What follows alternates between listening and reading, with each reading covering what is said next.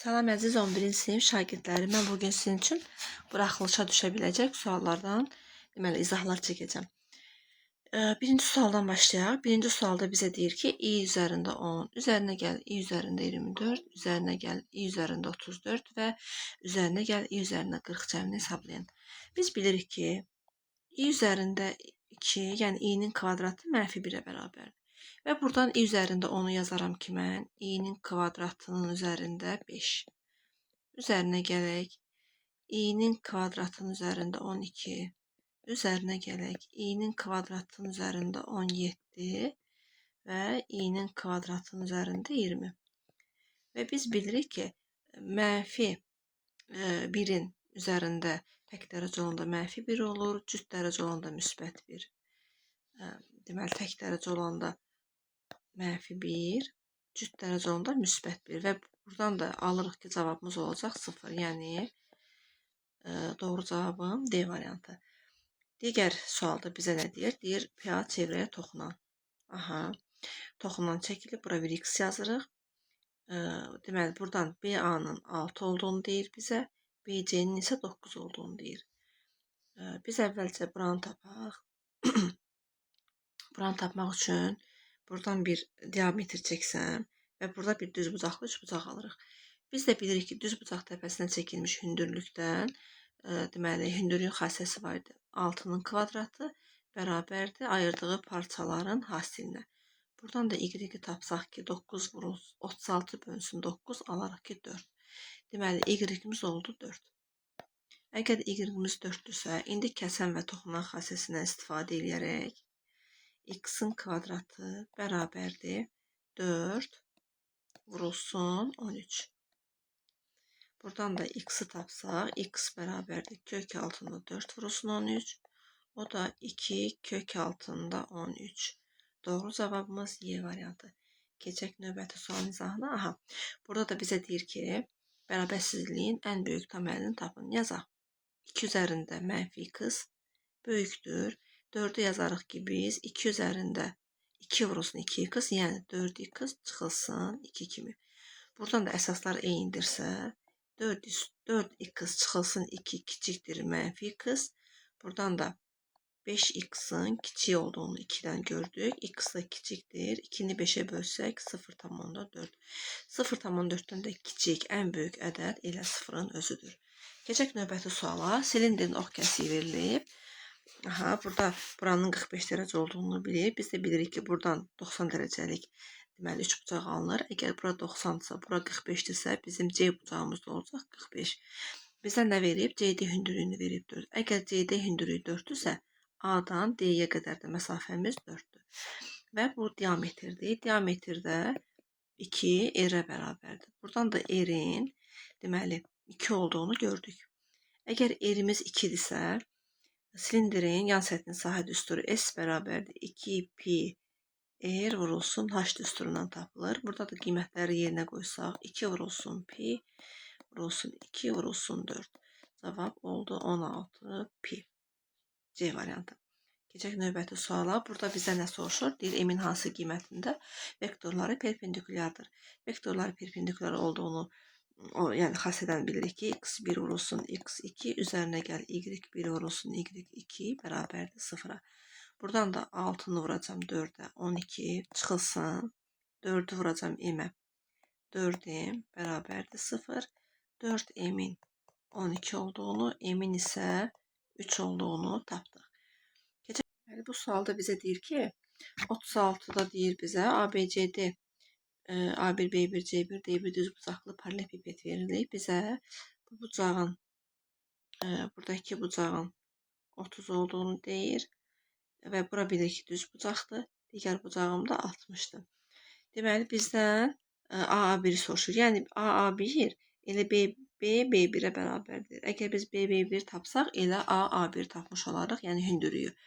Bizə nə verib? AB-nin buranın deməli 6 kök altında 2 olduğunu deyir. Digər tərəfdən buranın 6 olduğunu deyir. İndi biz əvvəlcə bu hissəni tapmalıyıq ki, yenə düzbucaqdan istifadə edib hündürlüyü tapaq.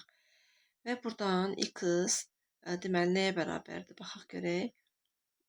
Əgər mən burada ayrıca bir düzbucaq, üçbucaq çəksəm, bir tərəfi 6, bir tərəfi 6 kök altında 2, biz epitenuzu tapmalıyıq. Yəni, buradan da x-in kvadratı bərabərdir. 36 üzərinə gəl. 6 kök altında 2 də eləyəcək 72. O da eləyəcək, deməli, 108. Buradan x-i tapsaq, kök altında 108. Kök altında 108-dən də 6 kök altında 3 çıxır. Deməli, mənim buradakı x-im oldu 6 kök altında 3. 6 kök altında 3. Əgər 60-ın qarşısındakı 6 kök altında 3-dürsə, 30-un qarşısında olacaq 6. Yəni, hündürlüyümüz olacaq 6. Doğru variant C variantı. Keçək növbəti sualda bizə deyir ki, loqaritma, deməli, LG 5x çıxılsın 4 bərabərdir 0. Biz də bilirik ki, LG 10 əsasındandır. Yəni, biz buradan 5x çıxılsın 4 bərabərdir 10 üzərində 0. Buradan 5x çıxılsın 4 bərabərdir 1. 5x bərabərdir 5, x da bərabərdir 1. Tapdıq. Keçək ikinci sualımıza, daha doğrusu növbəti sualımıza. 2 sinus x bərabərdir kök altında 3 tənliyə. Buradan sinus x bərabərdir kök altında 3 bölünsün 2. X-i da tapsaq, x bərabərdir mənfi 1 üzərində k. Deməli, arcsinus deməli, kök altında 3 bölünsün 2. Arcsinus kök altında 3 bölünsün 2-ni də deməli, pi bölünsün 3 də alır. Və üzərinə gəlsin pi k. K da daxildir z ədədinə. Bu da belə bir cavabımız harda var? 1-də. Keçək növbəti suala. 39-cu sualda bizə deyir ki, düz xətlərin qrafikinə görə k çıxılsın b-ni tapın. Biz bilirik ki, y oxunu kəsən nöqtə b-dir. Yəni, buradan aldıq ki, b-imiz bərabərdir 6. Aha, digər tərəfdən buradan x-in mənfi 3 olduğunu gördük. Yəni, yazsam ki, mənfi 3k üzərinə gəlsin b bərabərdir. Əgər x-i kəsirsə, onda y-i 0-dır. Buradan b 6 idi. Buradan 3k-nın mənfi 6, k-nın isə 2 olduğunu tapdıq. Əgər k 2-dirsə, bizdən də 2-dən 6-nın çıxmağı soruşur. Doğru cavabımız olacaq mənfi 4, yəni b variantı. Keçək növbəti suala. 40-cı sual hardadır? 40-cı sualın izahına tam düşməyib. İndi tam versiyasını ekrana gətirib çəkirəm indi sınavı. Deməli, 40-cı sualda bizə deyir ki, M-in orta xətti, biraz böyütsək, M-in orta xətti, əgər M-in orta xəttisə, deməli, bu üçbucaq olacaq 20. Buradan yazsaq, bura olacaq 20. Biz də bilirik ki, orta xəttisə, digər tərəflərdən orta xətt çəksək, yəni bu üçbucaqların hər biri olur 20. Onda bizə nəyi soruşur? Dördbucaqlısının sahəsini soruşur. Yəni 20-ni də vursam 3-ə eləyər 60. Doğru cavab olacaq B. Keçək növbəti sualın izahına. 41-də deyir ki, kosinus alfa çıxılsın. Deməli, kosinus alfa çıxılsın 0,5, kosinus alfa çıxılsın 0,5. Sinus 2 alfanı biz yazsaq 2 sinus alfa kosinus alfa vurulsun sinus alfa. Buradan 2 0,5'e vurulub 1 qalır. İndi buradan biz nəyə ortaklıq çıxardaq? Kosinus alfanı çıxarsam qalacaq 1 minus sinus kvadratı alfa bölünsün kosinus kubu alfa. Kosinusdan kosinus kubu alfanın biri geçsə 1 minus sinus kvadratı alfa da bizə verir kosinus kvadratı alfa. Kosinus kvadratı alfanı kosinus kvadratı alfaya bölsək cavabımız olacaq 1. Yəni doğru variantın B variantı. Növbəti sualda bizə deyir ki, romb verilib, rombun bir diagonalı verilib, onun sahəsini soruşur. Biz rombun sahəsini tapmaq üçün digər diagonalı da bilməliyik. Deməli, buradan bura diagonal çəksəm, biz bilirik ki, rombun diagonalları kəsişir. Kəsişmə nöqtəsində yarıya bölünür. Yəni, onu böləcəyik 5-5-ə. və özü də düzbucaq altında kəsir. Buradan 13, 5, digər tərəfində 12 olduğunu bilirəm. Yəni 12, onda burada olacaq 12. Yəni S bərabərdir 2-də 1, D1, D2. 2-də 1, D1'imiz 10'dur, D2'ni də tapdıq ki 24'dür. Buradan da ixtisarlarımızı aparsaq, sahənin 120 olduğunu tapdıq. Digər tərəfdən bizə deyir ki, cədvəldə deməli, çoxədlərin vuruqlarından biri verilmişdir. Əgər çoxədlin vuruqlarından biri verilibsə, A-nı tapa bilərik. Buradan A-nı tapa bilərik. A bərabərdir 2x kvadratı plus 5x plus 3'ü. Əgər mən bölsəm, x üstə gəlsin 1'ə, A-nı taparam. Yəni burada da olacaq 2x'in kvadratı plus 2x tərəf-tərəfə çıxsam, deməli qalacaq 3x üstə gəl 3. 3x üstə gəl 3'ü də x üstə gəl 1'ə bölsəm 3 dəfə eləyər. 3x üstə gəlsin 3. Deməli A oldu. A bərabərdir 2x üstə gəl 3. İndi B-ni tapaq. B-ni də deməli buradan tapacağıq. B-ni də buradan yazsam 3x'in kvadratı çıxılsın 3x çıxılsın 6'nı bölsəm x çıxılsın 2'yə taparam. Deməli 3x'in kvadratı çıxılsın 6x. Tərəf-tərəfə çıxsaq qalacaq. Onlar gedib qalacaq 3x çıxılsın 6. Bunda 3 dəfə eləyər. Yəni 3x çıxılsın 6. Tərəf-tərəfə çıxsaq 0. Yəni B-nin də 3x üstə gəlsin 3 olduğunu gördük. Bizə də A-nın vurulsun B-yə. A və hasını soruşur. Yəni 2x üstə gəl 3'ü 3x üstə gəlsin 3'ə vursaq doğru cavabımız olacaq 6x'in kvadratı. Deməli 6x bu neçə idi? 3. 6x 9x plus 15x plus 9. Belə bir cavabım da harda var? 6x kvadrat. Aha, B variantında. Keçək növbəti sualın izahına. Növbəti sualda nə deyir bizə? Baxaq. Deyir bucaq A üstə gəl bucaq B. Bucaq A-ya deməli bura bir x yazsaq, bura bir y yazsaq, bucaq C-də olacaq x plus y. Buradan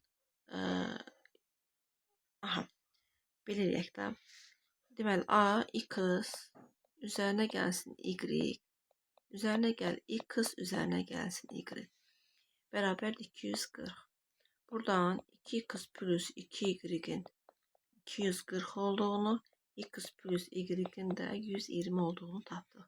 Əgər BCD 120'dirsə, bizdən bu içəridəki bucağı soruşur. İçəridəki bucağım da olacaq 60. Keçək 45-ci suala. 45-ci sualı bizə deyir ki, ifadəsinin qiymətini hesablayın. 5'dən bilirik ki 4 çıxır. 11 isə 4. Daha doğrusu 25'dən 5 çıxır. 11 üstə 5, 16. 16'dan 4 çıxır. Yəni 53 çıxılsın 4 kök altında. O da eləyəcək kök altında 49. 49'dan da 7 çıxır. Doğru cavab olacaq 7. Burada bizə sonsuz azalan həndəsi silsilə verib. Və biz bilirik ki, buradakı B1 olacaq 4. Q olacaq 3 bölünsün 4. Bizdən S sonsuz azalan həndəsi silsilənin cəmini soruşur. Biz də bilirik ki, B1 bölünsün 1 minus Q düsturundan istifadə olunur. Yəni 4 bölünsün 1 minus 4'də 3. O da bərabərdir 4 bölünsün 4'də 1. Cavab olacaq 16. Keçək növbəti suala. Deməli, modul bərabərsizliyin həll etdir. Ən kiçik və ən böyük qiymətini tam əllərin cəmini tapın. Biz buradan 2 qat bərabərsizliyi həll etmək lazımdır. Yəni modul x-imiz əgər kiçikdir 5,1-dən, bir dəfə modul x kiçikdir 5,1, bir dəfə də deməli modul, daha doğrusu x-imiz böyükdür mənfi 5,1-dən. Digər tərəfi də həll etsək, x-imiz böyükdür 2 tam, deməli 4'də 1'dən, x-imiz kiçik olacaq mənfi 2 tam 4'də 1'dən. Onda buradan ən böyük, ən kiçik qiymətini soruşur. Ən böyük qiyməti olacaq deməli müsbət 5. ən kiçik qiymətli olacaq mənfi 5. Yəni mənfi 5-dən müsbət 5 çıxsaq cavabımız qalacaq 0. 48-də bizə deyir ki, AB üzərinə gəl C kvadratı bərabərdir 0,7 olarsa, digər ifadənin qiymətini hesablayın. Biz buradan müxtəsər tətbiq etsək, deməli, A üstə gəl B çıxılsın, A kvadrat çıxılsın B kvadratı kimi yazsaq biz bunu. Deməli, A üstə gəl B, üstə gəl A çıxılsın B. Üzərinə gəl 4C-nin kvadratı bərabərdir. Buradan A'lar getdi, qaldı B, 2B vurulsun. Buradan B'lər getdi, vurulsun 2A. Üstə gəlsin 4C-nin kvadratı. Buradan da 4'ü çıxarsaq, qalacaq B üstə gəlsin C-nin kvadratı. Biz də bilirik ki, B üstə gəl C-nin kvadratını bizə verir 0,7. Və cavabım olacaq 2,8. Belə, keçək növbəti suallara. Növbəti suallarımız, baxaq hardadır.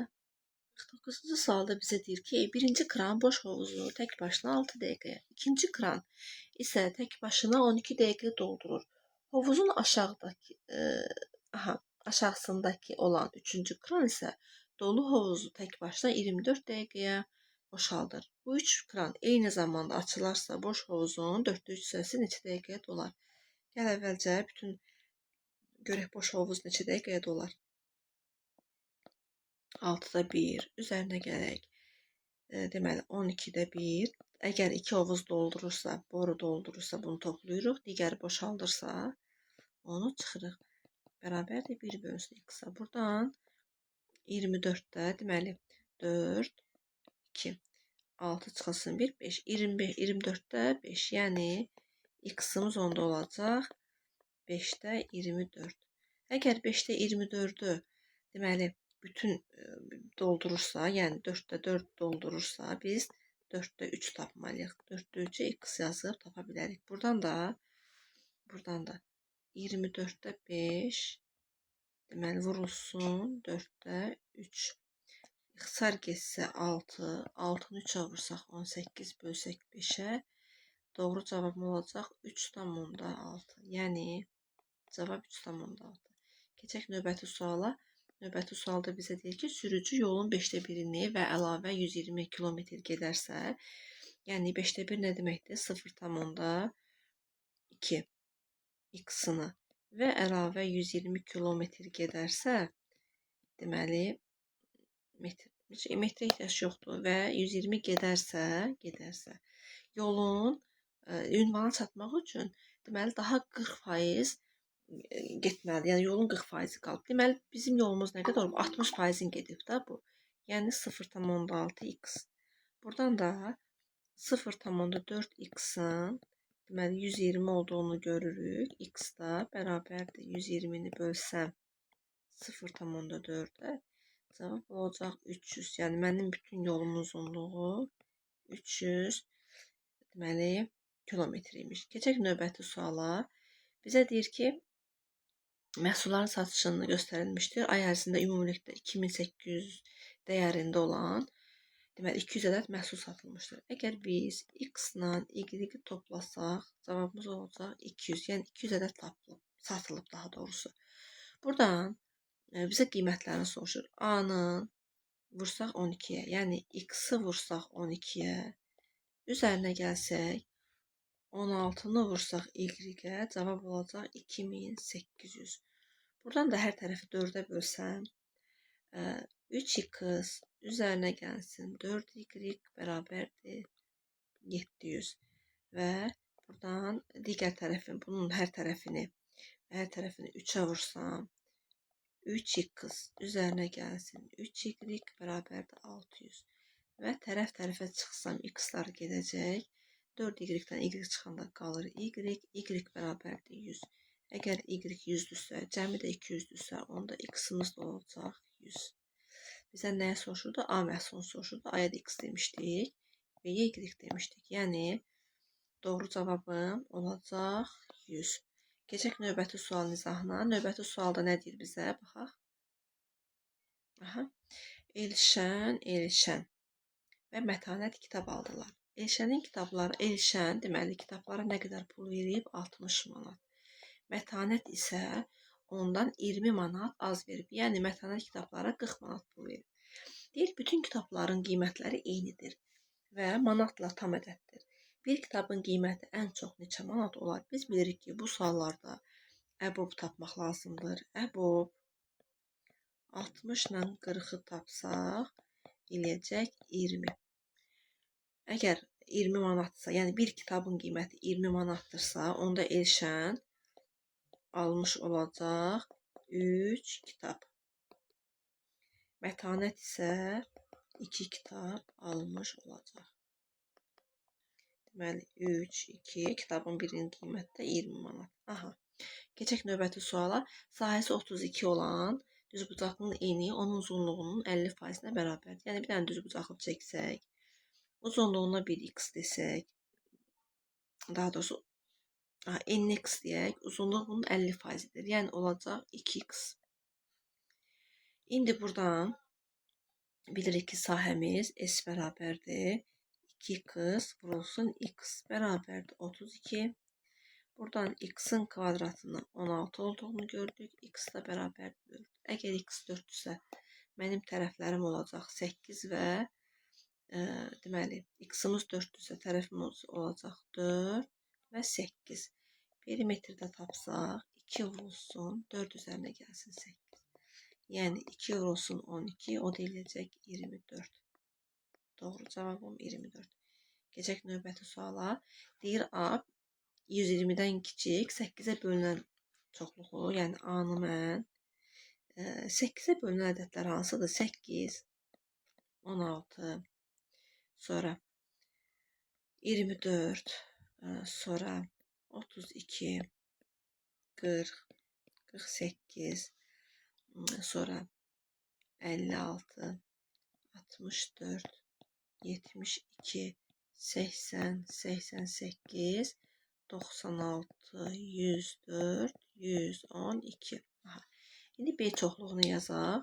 B çoxluğu isə deyir 12-yə bölünən ədədlərdir. Yəni 12, 24, sonra 48, 36, sonra 60, 72, 84, 96, deməli 108. Aha. İndi bizə deyir ki, A-dan B-ni çıx. A-dan çıx B-ni və onların sayını tap. Yəni A-dan B-ni çıxanda eyni olanları çıxacağıq. Eyni olanlar, yəni A ilə B-də eyni olanlar hansılardır? Baxaram. 24 çıxdıq. Sonra 48 çıxdıq. Sonra 72 çıxdıq. 96 çıxdıq. Qaldı 1, 2, 3, 4, 5, 6, 7, 8, 9, 10. Deməli, 10 dənə elementim qaldı. Keçək 55-ci və sonuncu suala. Bu sualda bizə nə deyir? Deyir ki, aha, belə bir paralellik verib. Deməli, qarşı tərəfləri paraleldirsə, biz bilirik ki, buradakı alfa, qamma və 2x çıxılsın 20 bərabərdir alfaya, o da bərabərdir qammaya. Və digər tərəfdən biz buradakı alfanı yazsaq, yəni alfa üzərinə gəlinsin 3x plus 10 bərabərdir 180 olduğunu görürük. Alfanın yerinə də bu ifadəni yazsaq, olacaq 5x çıxılsın 10 bərabərdir 180. 5x-ın 190, x da bərabərdir 190-ı da bölsək 5-ə, deməli 15, 38 olduğunu görərik. Əgər alfamız, daha doğrusu x-imiz 38-dirsə, bucaqlarımızı taparıq. Əgər x 38-dirsə, 38-i 2-yə vursaq 76, 20 çıxsaq olacaq 56. Əgər alfa bucağım 56, qamma bucağım 56 olarsa, onda digər bucağım olacaq 124. Yəni 124. Bizə nə soruşur? Qammada olacaq 56. Aha. Deməli, 56-nı bölürəm 2-yə. Üzərinə gəlirəm betanı. Betanı aldıq 124. Çıxılsın alfanı da almışıq 56. Bunu da hesablasaq 28. Daha doğrusu, aha, 28, 56, 28 olacaq. Deməli, 100, daha doğrusu 96. Əgər səhv hesablamadımsa 96. Belə, bu tip sınaqların gəlməyinizi istəyirsinizsə, kanalıma abunə olmağı və yorum yazmağı unutmayın. Xırda hesab səhvləri də olursa, aşağıdan qeyd edərsiniz, yorumlardan baxaram. Sağ olun.